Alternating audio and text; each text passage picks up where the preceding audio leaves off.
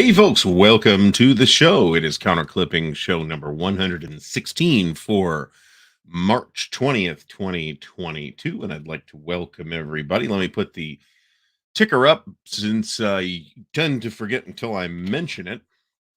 Tonight, we are clipping Russian campaign. We'll probably finish with this tonight. Have not gotten any additional clipping done during the week since the last show, and you'll see why in a few minutes. I was busy with a couple of other projects. So, but there's three counter sheets in this thing of 5/8 inch counters. So it's not an enormous clipping project. And I would say that the best way to organize this is probably to do it first of all by optional rule, because there's a lot of counters that are tied to specific optional rules, of which there are a lot of optional rules in this thing. If you've seen the unboxing video, you'll have seen that. And then by entry date for the main game. So I do intend to bust this onto a table next year. I don't know that it's going to happen in the next month, because right now the big preparation is going into La Bataille for Winterfest. We will be, well, there's going to be three tables, is what it sounds like, of La Bataille happening at Buckeye Game Fest. Did I say Winterfest? I might have. There's also an OCS table and a bunch of other stuff going on. Check out the Buckeye Game Fest website. There's a link in the video description. And I think all the events are, at least most of the events are up now. We are drinking Glenlivet 15. Thank you, Scott, very much. We won't be finishing that tonight, but we will be finishing Russian campaign. Our topic for tonight, I kind of went back and forth. I wanted to do something like this, and I kind of went back and forth, and I've adjusted the idea to the best war games of all time, but it's according to BGG. So there's a giant salt mountain just that way that you should bear in mind when we have this conversation. So before we get into the business of it, let me remind you to like the video, thumbs up. You are supporting the channel just by being here, so thank you very much. And if you'd like to do more to support the channel, the best way to do that is through the Patreon. There's a bunch of other ways to do that, as well as the Patreon linked in the video description. So thanks very much, patrons, and shout outs to new patrons are in the ticker as well. I should probably change the new Napoleonic t-shirts, which have been around for like several months at this point. So let's say hello to Six Actual, Abraxas MF, Board Gaming Geezer, Krusty Captain Dale Brady, Daniel Silverthorne, Dicey Odds, Doug Blaart, Ed Holtzman, Ed Meister, FS Mora, Garrison Venn, GWG Gaming with Garavalia, the legendary Fucko is in the house, Jack P, James Whitmer, Jason Williams, Jeff Anderson, Joe Okabayashi, Joe Perez, John Longshore is here, John Stanley, John C. from the sunny Philippines, Manders, Mark McNair, McFud Pucker, Meandering Mike, Michael Het, North Ranger, Ray Garby, Rick Cox, Rob Johnson, Rob Moffat, Scott Bell, Stacking Limit, Stigler, William Aarons, and William Bird. I see also Fast Hines in the chat, and I'm sure I've missed some other people. Thank you very much. Mark McNair, I'm not sure I got you. Rob Moffat, I know I didn't get you. Maybe. Marty Sample is here. Awesome. Awesome. Marty has Winter's Victory on the table right now, so I'm jealous. He's just showing off. It looks awesome. I have pre-ordered it. We will reveal it in the fullness of time when it is released at around mid-year.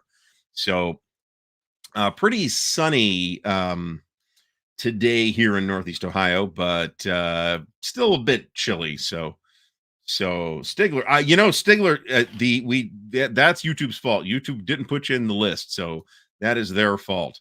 So that's all I got to say about that. So, well, we're going to have this conversation. Actually, there's only a couple places. We're only going to hit the top 25 or so tonight. There's only a couple of places where I think you can have a legitimate argument about whether it's a war game or not in that list.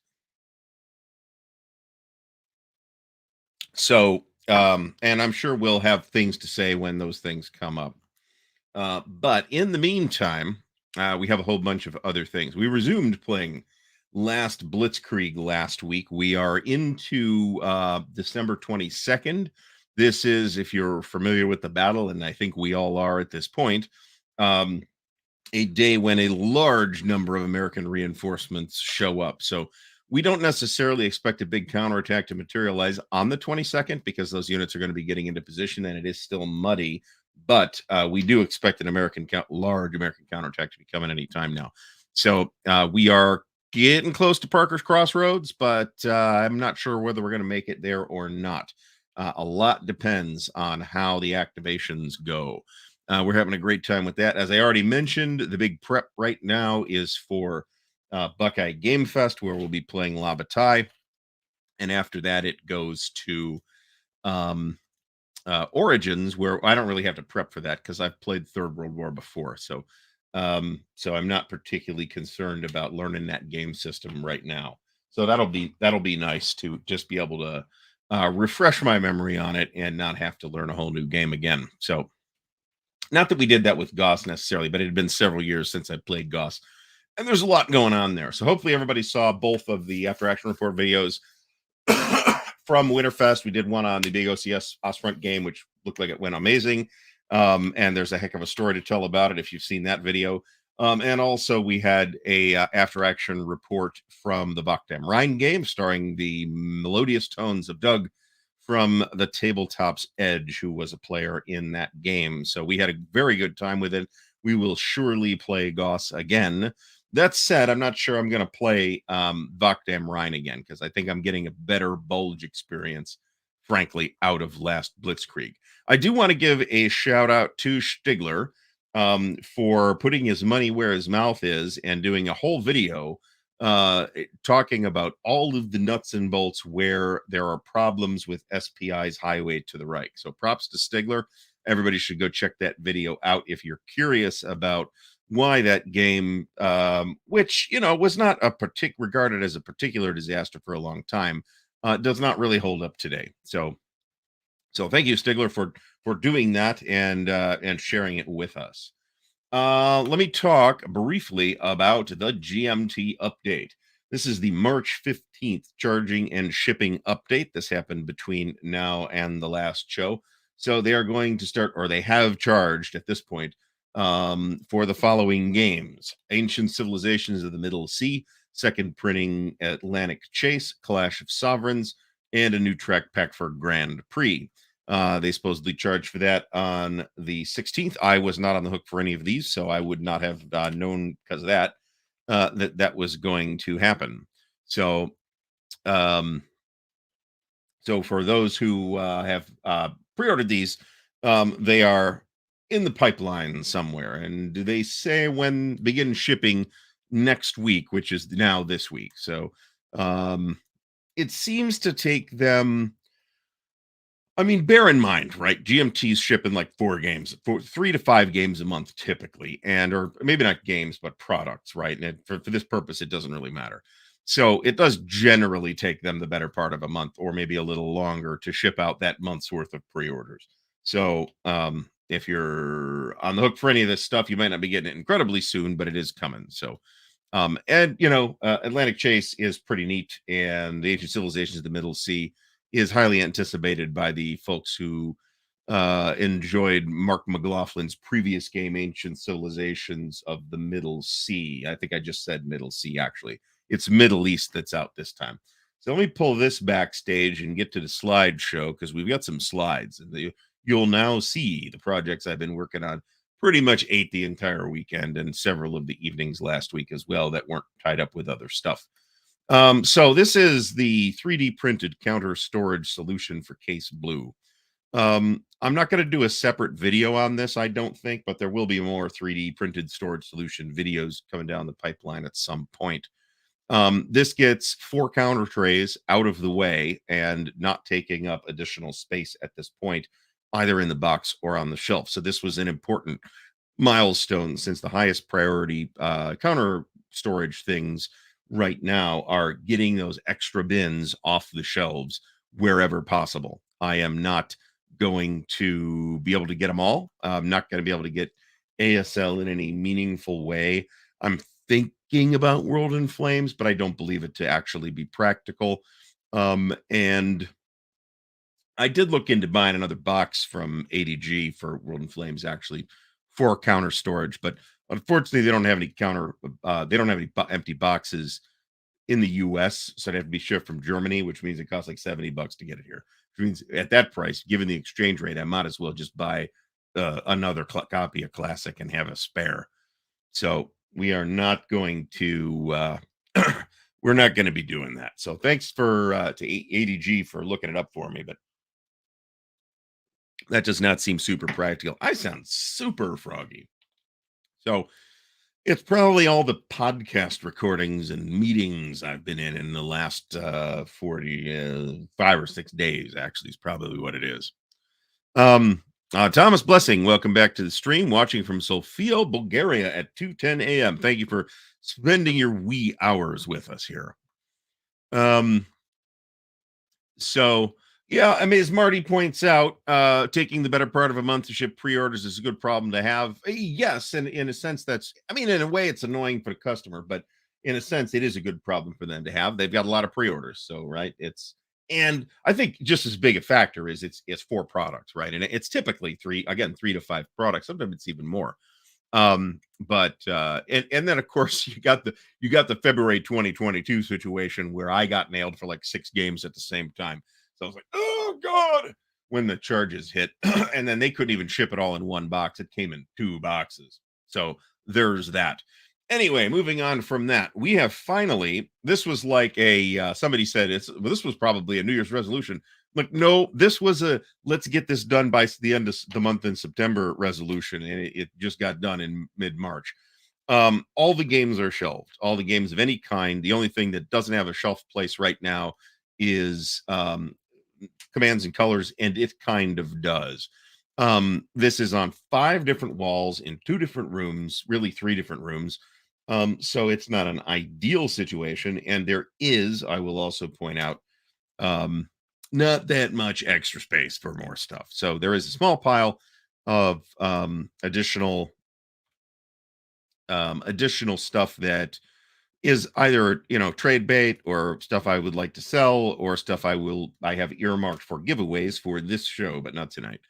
Um, so I'm rebuilding my database as well. I don't have any helpful slides for that, but it should be something like 450 games. But bear in mind, I use a weird way to track that. I don't count anything that's not a standalone product as a line item in that database. So it's about 450 standalone games, but something like ASL gets, well, it's 2 lines actually. There's one for ASL and one for ASL starter kit. But that's like a lot of space that is eaten up by one game system, even though it's only one line in the database. So there's not that many examples of that, but there are a few others as well. So that's the wall behind me. I've got all the RPGs basically in 2 sections, one of which is Traveler, and the other of which is not Traveler. This is the wall directly behind me, the whole thing, and I'm pretty happy with the way it looks. There's a lot of additional organization, particularly with the RPGs, that needs to be done. There's kind of World War II stuff all over the place because World War II stuff went in whatever shelf space was available. So there's World War II everywhere. Anything that like I could count with the compass stuff, or I could count with the solitaire stuff, or whatever it was, ended up, just kind of scattered about. So, um, as John Clark points out, there is an multi-man publishing St. Patrick's Day sale. There's a couple things on that sale which I've either decided not to get or already have. But go check out their specials page. I believe that does end tonight, as somebody pointed out. Um, I do have space kind of earmarked for stuff that I know is coming in the next few months. So, for example, there's room up top here. You can see it in one of the pictures. Um, for the Greatest Day Utah Beach when it arrives, there's room for. I ordered Versailles 1919? I got to make sure. I've got to make sure that's on order because I do want that. Harn binders. So did I get the picture? Yeah. So the binders are in the second column from the left. Those are boxes on the far left. Um, they are to hold all of the large quantity of loose things that I have for Harn. So we do, we want to get some more Harn videos going. We want to get some more Traveler videos going, but it's just a matter of squeezing it in amongst other priorities at the moment. So, and in many cases, that's like, doing podcasts with a variety of people. History on the Table had me on last week. I think it was last week. I think that released on Friday. Great show, great time. I was happy to be there, and you may want to check that out. They're available wherever you listen to podcasts. History on the Table. So, um, I wouldn't call Versailles 1919 a war game either. It's definitely war game adjacent, but I mean, there's no fighting in it. So, oh, what else do we got? This is the strategic level World War II stuff. This is the big wall, which is pretty much the same as last time I posted a picture of it, but it has been lightly rearranged since then. Some additional things got pulled off. Example, solitaire Napoleonics things got pulled off into solitaire rather than Napoleonics. But Vicky, welcome back to the stream. Colbieri, welcome back as well. But it's pretty much the way it is. And the only thing besides Traveler for RPGs on that wall is just whatever digest sized stuff fit on the narrower shelf. I think I got all the icon units. Yeah, maybe not. Oh, I definitely do not. So yes, war games do have zones of control. So that is actually a really clever way to put it. Let me work on that. Do I have any more pictures? This is the miscellaneous crap that's like not war games, not RPGs, and not really anything. And then the excess counters, which I don't have room for out in this room anymore. And then I think that's all the slides that I have. So yeah, it's a lot. There's not so I'm generally reluctant, really reluctant actually like to get rid of stuff because I have too often gotten rid of stuff and then bought it again. And I don't want to do that anymore. Um so what's likely to happen is there will be a very strategic and surgical amount of trimming done just to free up a little space here and there. That's probably going to happen with the role-playing games as well. But that said, like war, I feel like I'm actually relatively focused. I'm not just buying whatever random stuff, unless it's cheap, then maybe. Um, Michael Welker, thanks for stopping by. Um, the so even with the RPGs, there is some random stuff that got picked up over the years that could probably go like the cop, but some of that's like not worth anything. It's like I might as well dump this in the fire pit out back. Like the copy of Amazing Engine, for example. Nobody's gonna want that. If anybody wants a copy of Amazing Engine, it can be yours for the low price of cover shipping. And I think it's the Bug Hunters game that it came with. So there's kind of a lot of bilge in there.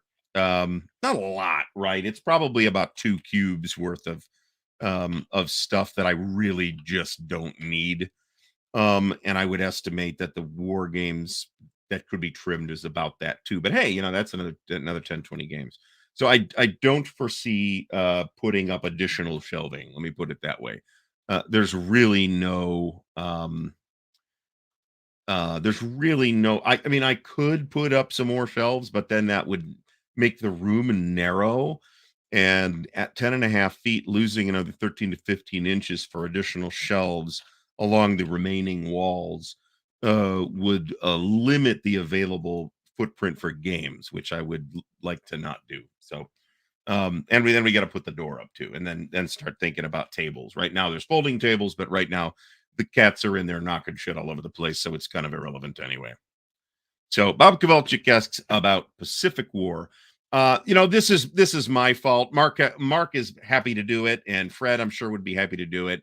Hopefully, we'll get back to this, but it's probably not going to be before Buckeye Game Fest. So let me then say this, and that's in late April. Let's try to get this done in May. In the meantime, we did do a teaching session with Fred Serval over at Homo Ludens. And I linked that last week, so go check that out if you're interested. And it's very reassuring to have Mark over your shoulder, assuring you that you are in fact not screwing it up. So, at least when you're not screwing it up. So, I wish I could 3D print more shelving, actually, although that would be not practical, but that's just a tongue-in-cheek way of putting it. Right now, I got 2 things on the printer. No, there's not literally 2 things on the printer, but I'm printing 2 batches of things right now. One is for the Origins set of Third World War. That will match the set that I did the video on. So I just need a couple extra trays for that. And then the other one is Commands and Colors Napoleonics. Now, I'm not sure how successful that effort is going to be. But I am confident that I can store it in less space than it is consuming now. So I will call that a moral victory, if nothing else. And as Jason Williams asks about a 3D printed storage solution for Pacific War, it's pretty tight, I got to tell you. So I'm still thinking about it. I think it's still possible to get everything in that box, but I'm not 100% sure about it. So that is in the thinking stage right now, and that will free up, shelves that are currently being eaten by Pacific War counters. So, Marty, I'll have pictures when it's ready. I've just started. I'm not convinced it's going to work yet, so I'm not going to show people pictures of some total disaster at this point. But I will have pictures and probably a video of it at some point, because I did a storage solutions video on Commands, Colors, Napoleonics where I basically said, this is what I'm doing. It kind of sucks. Anybody got any ideas? And nobody, there were some good ideas, but I never implemented any of those ideas. And now I got a 3D printer. So we're going to try to make that work. What is this? Planes. That's what that is. All right. So basically, Marty, I'll give you the rundown though. There's a holder for the cards, there's a holder for the tiles, and there are trays, flat trays to hold the blocks unit by unit. So a 4-block unit is grouped together with, other 4-block units. 5-block units are grouped with other 5-block units, so on and so forth. So the cube for me trays that Alistair Logie's talking about, those are pretty nice. I am not, yeah. So that's the as he points out, I have all the expansions. I have everything for Commands and Colors Napoleonics, and it's a lot of stuff. So I am going to try. What I'm trying to do is kind of build like a standard kit that fits in the box. That's not going to be everything, but it's probably going to include 2 scenario books, is my thought, maybe 3, and French, British, Portuguese, and maybe the Austrians. That's kind of the intention right now. I'm not sure we're going to fit the Austrians. Let me put it that way. But then, if I do a second box, then I can maybe put the Russians and the Austrians in it, and that's probably achievable. So, so I will. I'm using what are essentially planos right now, and they're fine, but they're bulky to transport if you're transporting the entire thing, and they take up a lot of room. This will take up a vastly smaller amount of room. And then Command Skiller's Ancients, I'm less concerned about because I've only got like the core set and 1 expansion for that, and I'm probably not buying it. I'm happy to own it. I'm not getting rid of it, but I'm probably not buying any more because I just don't need it. So I will have I think a reasonable. I'm pretty sure I can get that whole thing in the box. Let me put it that way. So, all right. So let's get some more water here before we begin talking about today's topic. All right. So number 1, we're actually going to go down in this case because the things we're going to have arguments about are generally the things near not at directly are at the top of the list. Let me put it that way. So number 1 at BoardGameGeek right now, among quote unquote war games, and we're saying quote unquote war games not because this is not a war game. Frankly, I think this is. It's definitely not a traditional war game as we would define it, but it's about a war that's fought in a game. So that's good enough for me. It is played with miniatures. This was, I believe, originally released from Fantasy Flight Games. I might be wrong about that, and it's actually the first edition that I've played. Another thing that intrigued me about going through this list is the maybe not surprising, but slightly unnerving to me. The percentage of these games that I have played is pretty high. Interestingly, U-Boat is nowhere in sight in this top 25. Now, I only looked at the first page. So, U-Boat, I have no reason to think that U-Boat is anything less than great fun to play. For those who are enjoying it, more power to them. I have no interest in it whatsoever. I have played this a couple of times, however, and it is excellent. Is it this good? Is it the best war game of all time? I don't think so. And for what it's worth, I actually think in many ways, Well, this is unquestionably a better playing game than the SPI Lord of the Rings, or War of the Ring. I think it's in a lot of ways less interesting. I think there's some really interesting design things going on in SPI, Richard Berg, and the other folks that worked on that. It wasn't a solo Berg design, as I recall, where you could actually play it three-sided, right? Where the third player plays Saruman. And I think that's really cool. And they talk about, hey, this is real asymmetrical. You've got to basically play perfectly to win as Saruman. But I actually think that's pretty cool. And resonates with one of the underlying theses of the books, which is that Saruman is a chump. So, um, Doug, I'm not sure what you're looking at because I'm looking at war number one right here. Twilight and 4 didn't even show up on the list as I pulled it, so I'm not sure what you're looking at. Um,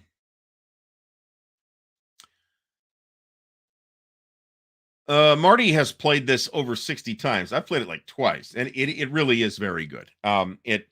You'll obviously, I think you won't enjoy it if you're not at all a fan of the source material, or at least of the movies. But it's I think a pretty good game. It's, by the standards of the audience that this is tailored to. This is a really big, really complicated game. By traditional wargaming standards, it takes all day to play, and it's middling complexity. Weight here is, according to BGG, I mean, we got to take the ratings with a grain of salt, right? We should take the weight as given by BGG with an entire moon made of salt. It's rated at 4.2 out of 5, which is quite high on the complexity scale. I don't consider, I mean, but it depends who you ask, right? People rate based on what they're used to. So whoever rated it at 5 is not wrong, but I wouldn't have rated it a 5. I'd have rated it probably a 3. Um, so well, we'll see if TI4 is on this list. So Doug, I'm a little on advanced search. Okay, well, I didn't use advanced search because we're not advanced over here. So I don't know why it, and I have seen it where BGG returns results differently depending on how you do the search. I think that sucks, but we got what we got. So this is the list we're working with. So number one, according to BGG, is War of the Rings Second Edition. My personal position on this is it's a very good game. I like it a lot. I'd be happy to play it again. I don't own it.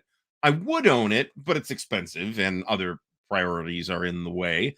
But I would be delighted to play it again at some point. I'm not sure it's quite this good. Um, and when we consider what number two is, it's a title that war gamers will find both familiar and divisive. Twilight Struggle. Now, this was on top for a long, long time, and I've of course played this too, and I think it's an excellent game. I'm also not sure. Um, I'm also not sure that Twilight Struggle warrants its traditional really high BGG ranking either.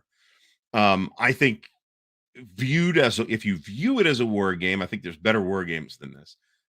As to whether it's a war game or not, I'm only going to tell you that we have definitively answered these questions and all others on a previous show, so refer back to that show.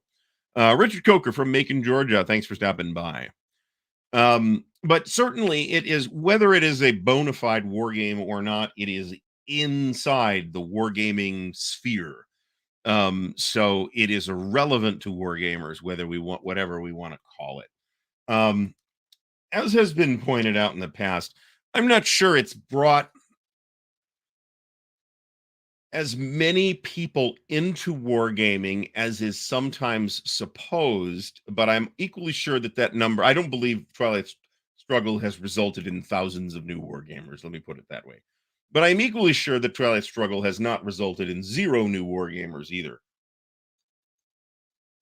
And if nothing else, it has kind of raised, because to a non-war gamer, this is totally a war game. It has definitely raised the profile of war games. So what I think has probably happened, kind of probably frequently, is somebody who played war games decades ago and got out of it because they got adult responsibilities or whatever else happened, And they saw an article on Forbes or something about how this Twilight Struggle thing people were going bananas over, and described it as a war game. And that person then said, "Wait, those are still happening," and then investigated it and is now playing OCS or something. So um, it is absolutely a landmark game. A very important game. If Twilight Struggle accomplished, and I'm not actually saying that this is the case, I'm just saying hypothetically, if Twilight Struggle accomplished nothing but keeping GMT in business, then it would probably be the most impactful war game in circulation today, based on that criteria alone. Um, well, yes, John, you are John says, what non-war gamers think is a war game rating scheme? Yes, you are describing Board Game Geek. Um, now personally, I like Twilight Struggle. I think it's an excellent game. I do think that it is a difficult. It's a very delicately balanced game, and I'm going to make a comment here that I think everybody has heard before. I've certainly said it. Is that it's extremely sensitive to knowledge, not just of the game mechanics, but of the deck, of the knowing what cards are coming in and what cards are early, what are mid, what are late, what scoring cards are going to come up, all that kind of stuff. What scoring card is going to come up next, and so if you've got somebody that's a moderately experienced Twilight Struggle player to somebody playing their second or third game, that moderately experienced Twilight Struggle player is going to absolutely roll that not even newcomer, but inexperienced player. So a lot of it is deck. A lot of the skill in Twilight Struggle play is is tied to brute deck memorization, rather than decision making. So, and I don't necessarily like that feature, but I still think it's a really good game. I think it's the best game on the Cold War. There's people that will differ with that too. There are other games on the Cold War, not a ton, but there are some. Certainly not dealing with the whole thing. You've also got stuff like Waterdeep and 13 Days and the old Cold War from Victory Games and 5 minutes to midnight or 2 minutes to midnight. I always want to say it's 5 minutes to midnight. I don't know why. But that's floating around as well. And that has been described, I believe, including by the designers, as a Twilight Struggle on steroids, which I think is a in that case, it's a reasonably accurate assessment. It's streamlined in some ways, but it also adds a lot of additional stuff. Um, um, David Imperato, thanks for stopping by. Kilroy of Kilroy was here, is here, and he says that most CDGs have an element of gaminess. I'm curious. So I guess it depends how we define CDG. But I would say all CDGs proper have pretty strong elements of gaminess, actually. Some more so than others, obviously. But we're going to see a lot of. Spoiler alert: we're going to see a lot of CDGs in this list, because CDGs are one of the things that makes Magic the Gathering popular, at least at the time. One of the things that made it took off. If you go download the tournament rulebook right now, it's like 300 pages. But if you like saw the tiny little fold out instructions that ran that game at the beginning, and yes, there were corner cases that you had to scratch your head over, but the rules are on the cards for the most part. So a card driven game allows you to have less rules and delegate those rules to the cards, and have less rules in the book. And that can make a CDG seem lighter than it is in terms of rules. And I believe we're going to see several examples of that in this list. Let me put it that way. Mark Hodgkinson says that he is a historical simulation hobbyist, and therefore fantasy and sci-fi don't make it to the table. TS just fits in. I mean, that's fine. I don't actually do all that much fantasy and sci-fi stuff. I find myself drifting away from fantasy, not Lord of the Rings specifically, but from fantasy as a genre as I've gotten older, and more into the history. I'm still into sci-fi though, and I still don't do as many sci-fi games as I would like, but certainly that number is not yet zero. And as ID Jester, first of all, Jester, thanks for stopping by. Yes, there's always a lot of gaminess in games, right? This is something I sometimes describe as abstraction by the designer, and then the designer gets upset with me for saying that this particular thing is abstract. All right, number three, not surprisingly, either is Paths of Glory. This is Ted Racer game. This has been through a bunch of different editions. The current edition, and by current edition, I mean the last edition before it went out of print again. And incidentally, I guess I'll mention this too. Remember that time I complained, and on the many occasions, and I complained about MMP, and the ASL starter kit goes out of print. They reprint it. It's in stock for 3 or 4 months. Then it immediately goes out of print again. Is out of print for 3 years. The exact same thing happens with GMT. You can look right now at Paths of Glory, which is currently out of print. There's a P500 reprint coming. Last reprint, they redid the map. It's more attractive. Although I've had no problems with the previous map. I should probably um pick up a new version of it, because one of these days I would actually like to finish that damn Paths of Glory series, which people to this day pester me about.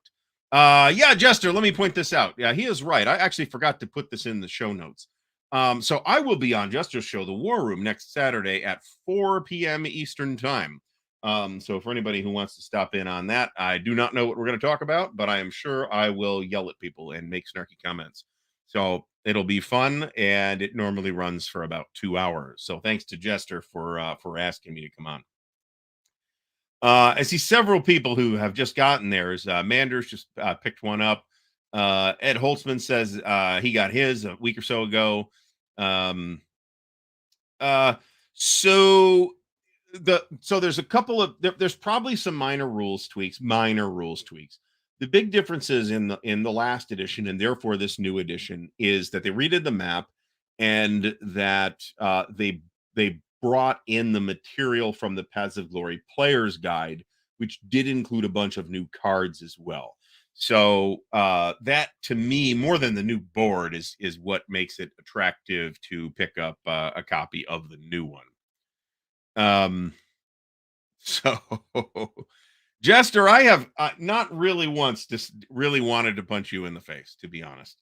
I've just maybe turn up my nose, but at whatever baseball thing you're playing. But punch in the face, no, much too strong. Marty says Paths of Glory, utter shite history, good game. Not a simulation, right? Ted was not setting out to make the definitive simulation of the First World War when he designed this thing. I'm speaking for Ted, but I'm reasonably sure Ted wouldn't vigorously argue with that particular statement. So it is an excellent game. And I will point out that there is an alternate historical scenario that you could choose to play if you want. That always is going to lead me to ask the question of, well, why isn't the historical scenario the default scenario? But it was designed in some respects, at least, for it to be played in a tournament format. So there is a tournament scenario, and it is popular at events at which competitive wargaming takes place. Stuka Joe, welcome to the stream. Thanks for coming. Always great to have you here. So I guess I'm not sure I said Paths of Glory is a terrific game. I think Paths of Glory is for me, I like Paths of Glory considerably better than I like Twilight Struggle. And I like Twilight Struggle. But if I'm at a convention and I got nothing to do, and I walk up to a table with somebody else that has nothing to do, and there's two games there, Paths of Glory and Twilight Struggle, I'm going to pick Paths of Glory of the two. It is a fantastic game. And I will mention that the first installment of the CDG solo system from Stuka Joe and now GMT is designed to work with Paths of Glory among several, like 5 or 6 other games from GMT. So if you're interested in playing this thing solitaire but don't want to do a solitaire CDG, now this is what I think we're going to call the Ted Racer CDG school, okay, which is a fork off of the Mark Herman CDG school. And the sort of the baseline for the Ted Racer CDG school is Paths of Glory, where the Mark Herman school is probably For the People. We'll see if For the People shows up on this list. Is it on my top 25? Yeah, I think it is. Um, and Paths of Glory probably makes it too, but for me, top 25, I'm not sure includes Twilight Struggle. Number 4 is D-Day at Omaha Beach. This is a John Butterfield design released by Decision Games. It is needless to say the highest rated Decision Games product on this list. I'm not sure if it's the only one or not. This is so there's actually a predecessor that I believe to be earlier than this, which is Operation Dieppe. I believe that's the name of the game. But there's a game about the Dieppe raid that appeared in S&T. I want to say before this that uses more or less the same mechanics. That said, this is a much more polished implementation of those mechanics. This is a solitaire game that can very easily be played co-op. And the method for so for those who haven't seen it, it's Omaha Beach. You're playing the Americans. The game plays the Germans. Okay, and it's card assisted in that the cards will tell you which German units are going to shoot at you in that particular activity. Okay.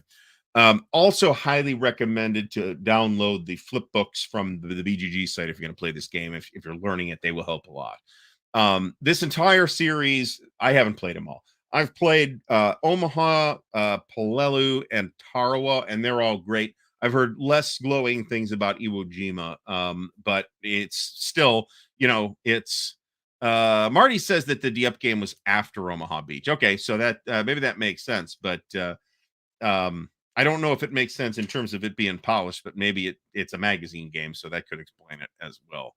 Yeah, Operation Jubilee. This is a great game. This is, I think, not my number one rated solitaire game, but man, it's close. And I think 2 of my top 3 solitaire games are probably. Now, I'm not a huge solitaire gamer, right? If you want like a better opinion and more informed opinion about somebody that does a lot of solitaire stuff, go talk to Wayne Hansen or somebody like that, or Mike from My Own Worst Enemy. But bearing that in mind, I think I'll just tell you my number one solitaire game, because it's not on this list, is Field Commander Napoleon. I think that's got a really cool, well-rounded approach of operational, yet some tactical stuff going on as well. Chad Kennedy, thanks for stopping by. Yeah, so Iwo Jima was Joe Youst. And I believe some changes were made to the system, and I'm not sure if Saipan is out yet, but if it's not out, it's coming. So, so this is part of Stigler's designer series. So I mean, Mr. Kilroy is of course poking fun here, but I will point out that Decision has, a reputation for maybe being not quite up with the quality control. They maybe fell off the quality control train some time back. There are nevertheless a number of exceptions to that, of very high quality games that have been produced by Decision. And this is one of them. And I would venture to say, and I'm kind of guessing because I don't have any particular insight as to how the development pipeline inside Decision game works, other than generally poorly, that it's because John Butterfield is in charge that this is a gem rather than another Decision Games project.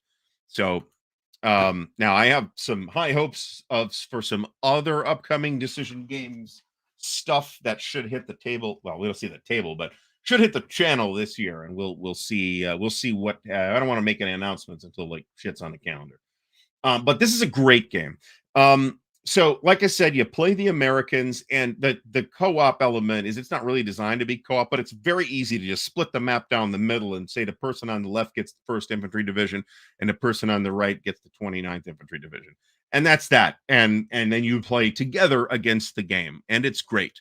I would also mention, we'll see if RAF shows up on this list, mentioned by Abraxas MF.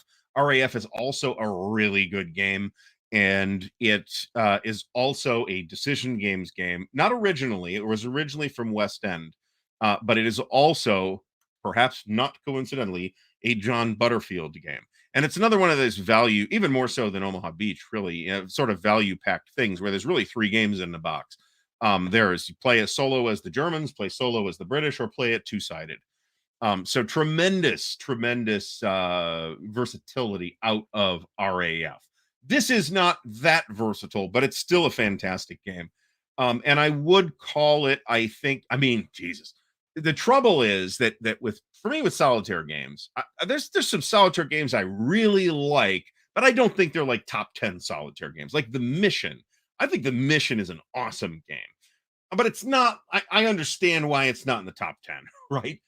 It's a very narrow interest. I'm interested in the, historical, early Christianity and all that stuff.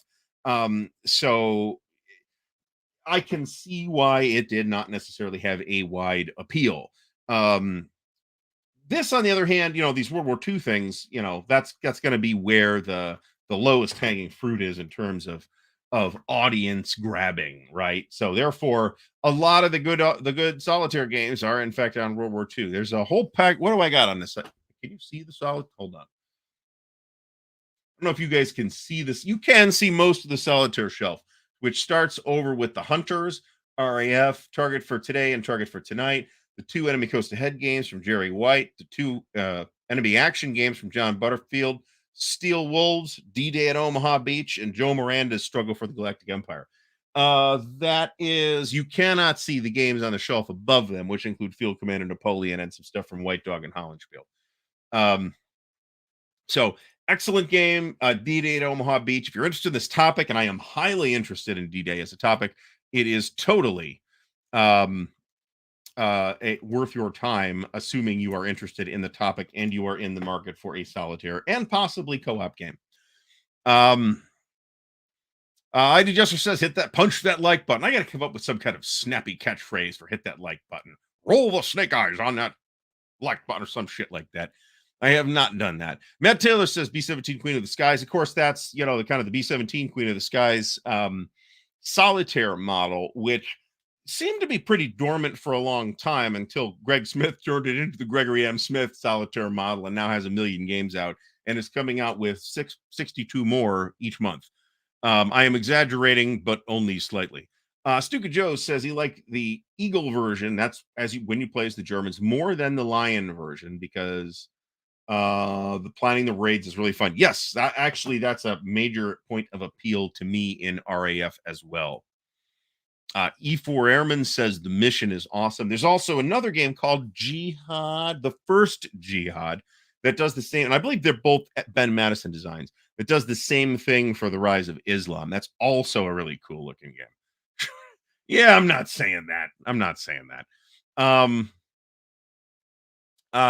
GWG Gaming with Garavalia says the Empire of the Sun Erasmus is a good solo opponent. Of course, you're playing Mark Herman when you play the solo opponent. So you can expect to get smoked every time.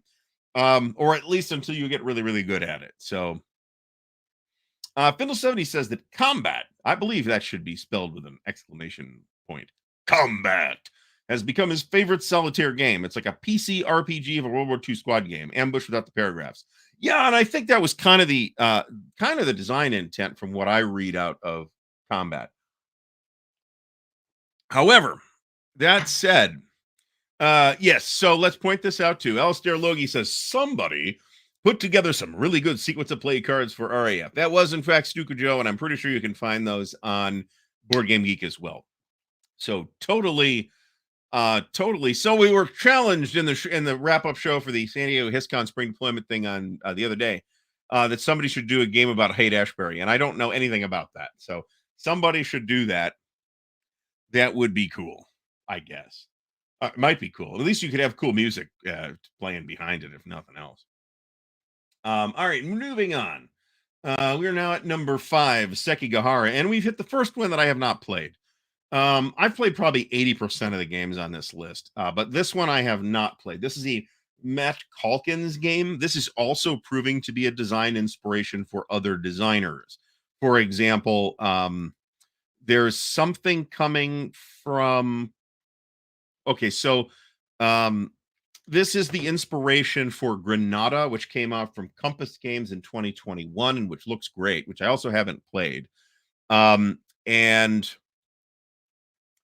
let me talk about that in a minute. And there's another game in the pipeline that's based on this series as well. So this has been super influential. This is so the description says it's about the Battle of Sekigahara, but then if you look at the map, it's clearly not a battle map. So it's a strategic slash operational game at some level. It is a block game, but it does not use the Columbia block model. It uses something that's fairly similar, but also quite different. So, um, Just a Guard, thanks for stopping by. Says that Granada is an awesome game. It looks good, and I am more like because I have it. I mean, it's not any more complicated than that. And I'm generally more interested in the Reconquista than I am uh, Sengoku Era Japan. So that's just me. Yes, Bear Trap. So Bear Trap, which I did an interview with the designers of, you should check that out. Very interesting looking game about the Russian penetration of Afghanistan. I'm using that word intentionally. And this looks very interesting. So if you're interested in exploring this system and find that topic more appealing than feudal Japan, then maybe check that out instead. And I have a very high opinion of Granada, with the caveat that I haven't actually had the chance to play it yet. Shit, I am down. Slides are down. Sorry about that. I took the slides down on purpose and then I forgot to put them back up. So thank you for yelling at me about that, all of the people who yelled at me. So we are at Sekigahara, which is number 5.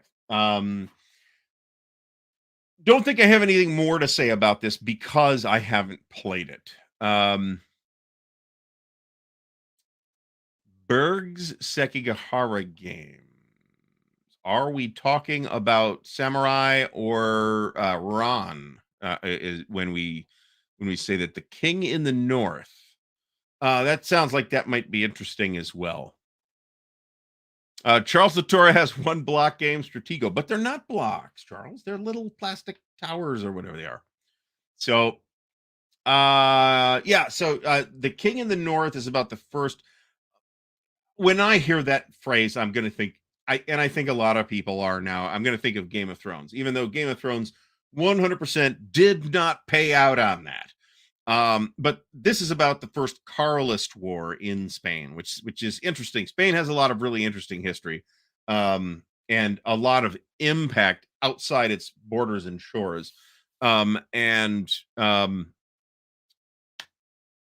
a history that is not been very thoroughly covered in war games, at least American war game, like the American dominated tabletop war games industry. But fortunately, there's several Spanish publishers of war games now. So Andrew Etkin, I will suggest checking out the interview that I did with the designer on that, and it should be on BGG.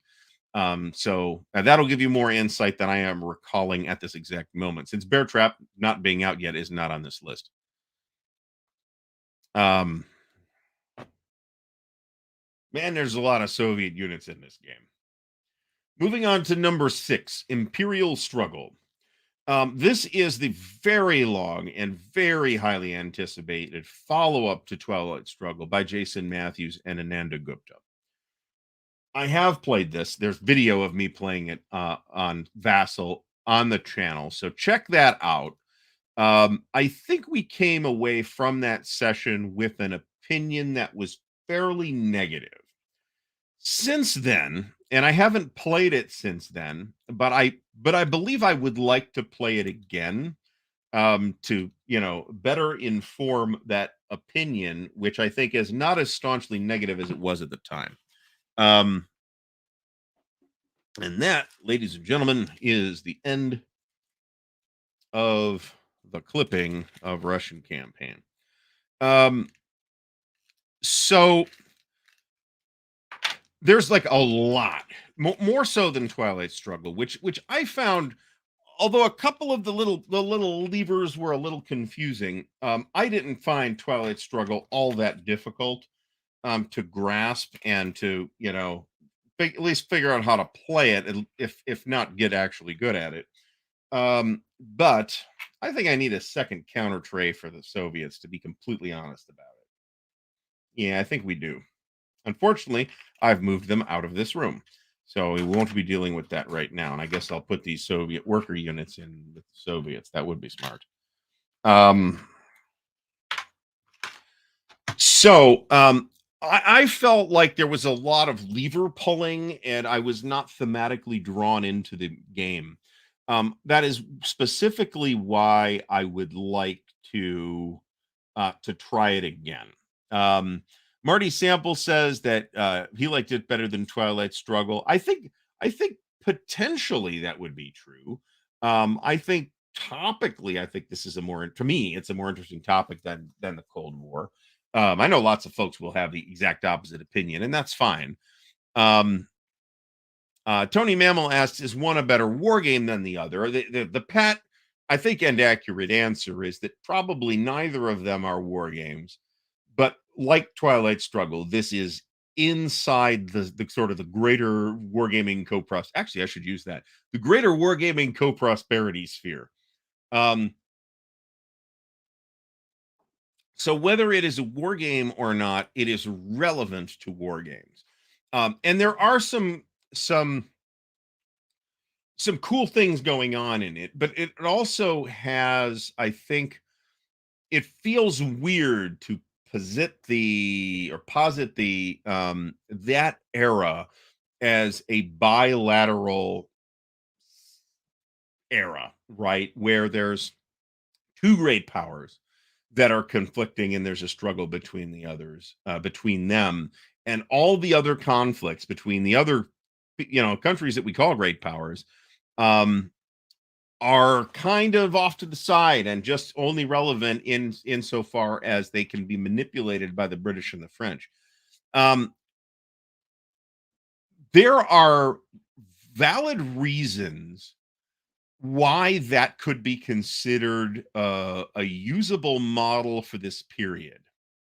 However, I think when we look at this period, I mean, look at the actual history that's described that way. And if you reduce the game to, and I realize there's a lot of colonial stuff going on in here as well. But if you reduce the game to the ability to manipulate the other powers into doing as you would prefer them to do, and manipulating the situations to your own advantage, then the British walk the fuck away with this historically. Okay. So, I mean, if you think about it, the game ends when at the beginning of the French Revolution, more or less. So, this is, it's an interesting period. There's some really interesting things going on. There's some really interesting history. I think the game, part of the reason why the game was not as successful um as many had hoped is anticipation, because people, oh boy, we were people anticipating this, right? This is the follow-up to the greatest game of all time, right? Which, and I think when it came out, Twilight Struggle might have still been number one. So there is like a certain amount of high expectations that could not possibly have been met. Secondly, I think this is a more complicated game than Twilight Struggle, and it's less accessible. So it's a little harder. There's more curtains that you have to wave through before you can see the history behind the game that the game is trying to illuminate. Um, so well, so the last war turn is the American Revolution war turn, when the game ends, the French Revolution is right there. So your John is right, of course, but what I'm saying is, historically, this ended up with the entire French country in chaos for 30 years, and the king with his head rolling down the street. So that is what I mean by the British walked away with this. And let's face it, the British were way better than anybody else, at manipulating international opinion and the balance of power to their own advantage.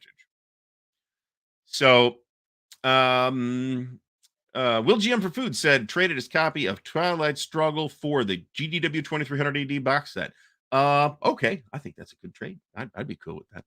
The the Mo from Mo's Game Table. Mo, thanks for stopping by. Much appreciated. Carl Crater from the Wargame Boot Camp is here as well. I still need to get the new 2300 stuff from Mongoose, to be honest. So that is pretty much what I have to say about Imperial Struggle. I think it's a good game. Do I think its positioning here at number 6 is too high? I believe it's too high by about 100, to be blunt about it. I think it is, and I'm not sure who's voted it this high because, and this, and it could be an artifact of of the the BGG rankings, or it could be the fact that many of the people who voted it haven't actually played it. I'd assume that's probably not the case. I just don't think I don't think it's this good. I think there's some interesting things going on there, and it is certainly a very attractive package. That said, if you got the first printing, there's a ton of errata. There's problems on the map. There's problems with the counters. There's problems with the cards. There's enough problems that GMT had to issue a kit to fix it. So, if you buy this on the secondary market, probably want to make sure you're getting a later printing than the first printing. So bear that in mind. Here I stand. Now, one of the other artifacts of this, and when we hit these things a second time, we are just going to blow through it and say we've already covered this.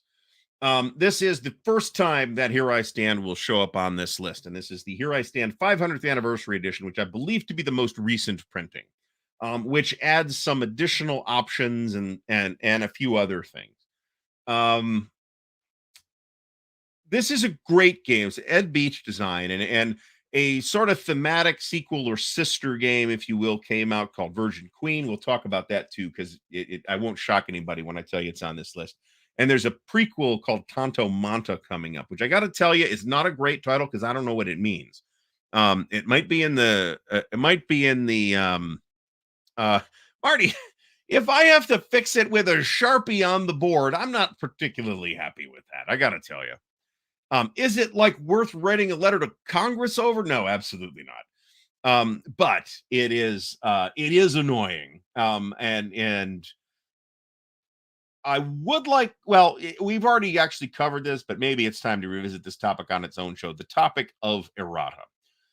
Here I Stand is sort of a thematic sequel, but obviously not the same game system, to A Mighty Fortress from SPI. And A Mighty Fortress was one of those games that's like, wow, there's and this was a thing you saw from SPI. You're like, wow, this is really neat. There's some really cool stuff going on, and yet it doesn't actually work as a game. Here I Stand does, but there are caveats. It is a terrific game if you have all day to play, which for me is not a problem, right? But some people will balk at playing a game for 8 hours. You can play it in less time, but if you are playing with people who haven't played it before, then you're probably looking at an all-day event. John, I'm not sure that the stickers are better. Let me put it that way. But yes, they did fix it. They did put out a kit. They sent it out to everybody. This is a game about the Reformation and the period of time immediately around the Reformation. Okay. So there are 6 player positions in this game, and the game is extremely strong if you have all 6 player positions being played by its own player. If you have a number of players that doesn't divide evenly into 6, so 2 or 3, you're better off finding something else to play. If you have 4 or 5 people, go play Virgin Queen instead. Virgin Queen is much friendlier to those player numbers than Here I Stand is. I have not tried the 2-player variant, but there is a 2-player variant, and you can certainly sort of see how that works, how that sort of makes sense. John played, yeah, that's true. They did play this, and you guys did not take 6 hours to play this either, I will point out. But I think you folks all knew what you were doing. I'm missing a question. Stigler asks, will any of these actually have hexes and counters? Well, yes. As has been pointed out, D at Omaha Beach had hexes and counters.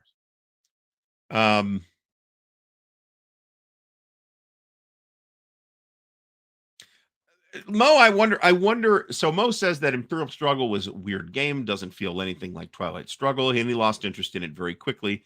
Twilight Struggle lasted longer for him before he got tired of it. I wonder if that's largely not just topical interest, though. You tell me if that is a correct assumption or not. Mo, we're doing this in order. We're getting to the better games later on. These are all real popular games, by the way. Where are we at here? Okay. The other thing with Here I Stand is, at least for me, I don't believe the game to be equally engaging from every single player position. I think it is far more interesting, personally, to play the papacy or the Protestants than it is to play the French or the Ottomans. Um, the um, or the Habsburgs. Actually, I think the Habsburgs. On the Well, you could have kind of approached the from a Habsburg perspective as a conquest game. So if you want the conquest player, then go ahead. And this uses what I will call the Mark McLaughlin school of CDG design, by the way. The prototype game for which is the Napoleonic Wars or Kutuzov or Wellington or whatever. This is a terrific game. Maybe, but that is a separate episode, isn't it? There's going to be more on the list. So with those caveats, Twilight Struggle is a terrific game, and a great experience when you get the chance to play it. This is another one of those every 5 years I get to play this thing. Here we go. Hexes and counters and CDG. Empire of the Sun, number 8. If I were ranking this list on the Ardwulf top list, which is a bigger project, I know it might sound trivial to do. What's your top 10 games of all time? First of all, my top 10 games of all time change like every week. It's actually kind of a big project to put a list like that together, even if I'm just doing it for myself. I would venture to say that I would personally put this game above probably any of the games that we have already seen on a personal list that I was building. This is a maybe the acme of card driven war games, actually. It's one that nobody can argue about whether it's a war game or not. This is a fabulous game. I think one can reasonably make the case that it is Mark Herman's masterpiece, but Mark Herman does a masterpiece every 5 years or so. So what do I mean, what are you going to do? You could say the same thing about Pacific War, frankly, but one of the cool things about Empire of the Sun is it takes all of that stuff in Pacific War and zooms out on it, and all that detail just kind of flows into the mechanics, and it works really, really brilliantly. Would I would James Whitmer. Yeah, there's some decent video on Empire of the Sun as well. There's also some video I did, which is terrible, so don't watch that. This is Empire of the Sun is a terrific game. It is not a particularly easy game to learn, nor is it a terribly complicated game. I have heard it described as a monster game. I think I don't understand why that anybody would say that. It is a counter sheet and a half and takes 5 to 7 hours to play, I would say. Justin Guard does not like Empire of the Sun. I mean, if it doesn't work for you, it doesn't work for you. But there is some conceptual head work that you've got to do to actually make this game sing to you.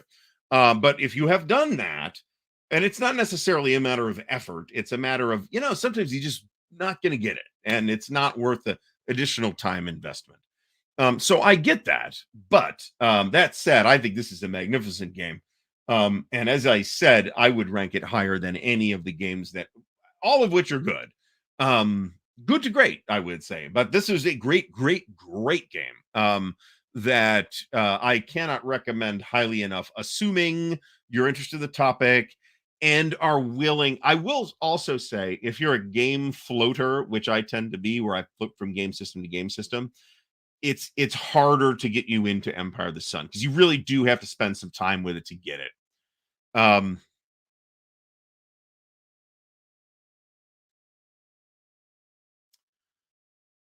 Justigard says, same bucket as Clash of Monarchs, too heavy a mechanical load compared to the fun output. I have a pretty strong feeling I would like Clash of Monarchs too, by the way. So, yes, there are some. John C has done some instructional stuff and was playing this at Compass Expo too, where I assume he was completely steamrolling everybody else. Next up is the game I would rank lowest among all the games we've done so far. This is Combat Commander Europe. I have talked about this before, so I am not going to really belabor the point again. This is an example of a game that maybe should work for me and just fucking didn't. It just didn't work. For me, it did not work. I'm not saying it doesn't work, because clearly it does. There's tons of people that love this thing. It's another game that keeps going out of print, and GMT has to be chicken winged into reprinting it. So I don't think one can question the fact that Combat Commander in general is a terrific game. For me, I had very bad experiences playing, and I played it, I think, 3, maybe 4 times. Tim Zales, if you think about that, it makes perfect sense. Think about where we're pulling this data from. And those parts, maybe not Plan Orange, because that's a bit specialized as a hypothetical, but if you have South Pacific or Burma, those are great vehicles for learning Empire of the Sun, by the way. So Steve O mentions the fantastic Combat Commander rulebook, and he is absolutely right about that. It has a terrific rulebook, no question. It is well produced. I will say, if you're going to buy, if you haven't played this and you buy and you play it and you like it and you want to go buy it, obviously sleeve the cards, because these cards will turn into friggin' kindergarten paste. This thing will get played so much, and there's a lot of card handling. Patrick from Patrick's Tactics and Tutorials, welcome back to the stream. I appreciate the offer, but I do not have the bandwidth to spend any more of it on Combat Commander at this point. Again, that's not a statement that says this isn't worth anybody's time. That's just a statement that says I have given it more of a shot than I certainly could justify. My issue with it is that it is too easy. I know you're supposed to just deal with the hands you're dealt, but you can, because of the way it's designed, end up with a hand that you're dealt that has nothing relevant to you, that literally has 0 possible things you can do. And then you can do nothing except discard your card. And I have sat here where I discard all the Mac, and you can't discard the whole hand. You have a certain cap that you can discard each turn. I discard my cap cards. My opponent discards up to his cap. I discard all my cap cards. My opponent discards up to his cap. I discard all my cap cards. My opponent decides discards all of his. I finally pull a card I can use. That's not engaging gameplay. That could be an outlier statistically. I'm completely prepared to believe that, but that was not fun. That removed all player agency. I now have no choices to make except, do I do nothing or do I discard the maximum number of cards? So not my bag. I completely recognize it is a fine game and lots of people are enjoying it. I am delighted for them. I do not mean that facetiously, but this is not the game for me. And we are going to blow through Combat Commander Pacific when it arrives on this list with the same statement. Next up is Triumph and Tragedy. This is a block game designed by Craig Basink. I have played both it and the Pacific version, Conquest and Consequence. And they are both excellent games. This is a block game on the Columbia Games model, where you rotate the blocks for steps, and the blocks are single-sided. However, it is also a sandbox World War II game that starts in 1930. This says 1936. I'm thinking of A Gathering Storm that starts in 1935. This does start in 1936. So you are very likely to end up with a World War II that looks nothing at all like the historical World War II. This is a terrific game. Stigler mentions trick taking, and there is some kind of set matching elements to Triumph and Tragedy in the play of the political and technology cards. I think it actually works here. Um, this is not a hardcore war game by any reasonable definition. It does take a fair amount of time to play. What does BGG say? Up to 6 hours? It's about right. It's not an all day, but it's a good chunk of the day. It's play this and then you're gonna take a 2 hour break before playing something else.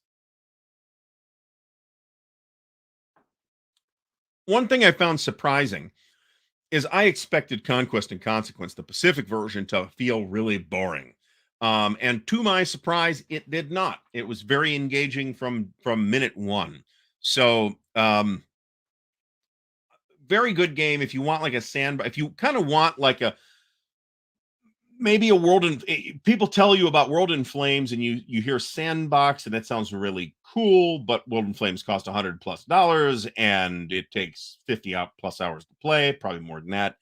And you don't want to deal with that, then Triumph and Tragedy is a good option. And if you get the Pacific one, you can play them together.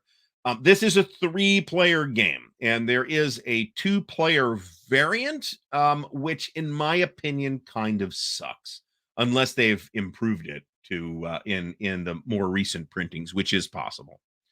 Um,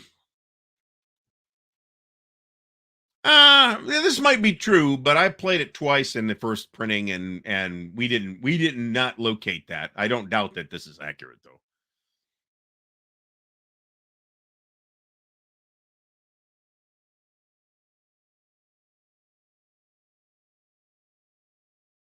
Mm,